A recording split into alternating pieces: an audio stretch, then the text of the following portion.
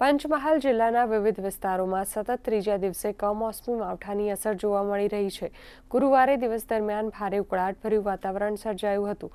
ગરમી અને ભેજના કારણે લોકો પરસેવાથી રેબઝેબ થયા હતા। જોકે મોડી રાત્રે અને શુક્રવારની વહેલી સવારના પરોઢે હવામાનમાં અચાનક પલટો આવ્યો હતો અને કમોસમી વરસાદ વરસતા વાતાવરણમાં ઠંડક પ્રસરી હતી।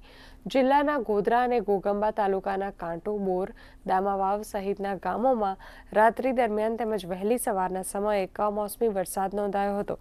ક્યાંક છાંટા સ્વરૂપે તો ક્યાંક હળવા ઝાપટા સ્વરૂપે વરસાદ વરસ્યો હતો।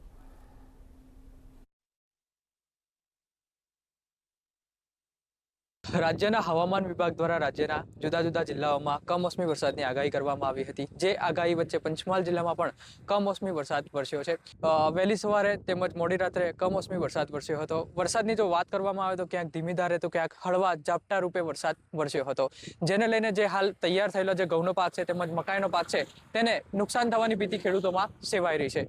જેને લઈને જિલ્લા ખેતીવાડી વિભાગ દ્વારા ખેડૂતોને તેઓના પાકની ખાસ તકેદારી રાખવા માટે સૂચના આપવામાં આવી છે। વિવેક ત્રિવેદી, દૂરદર્શન સમાચાર, પંચમહાલ।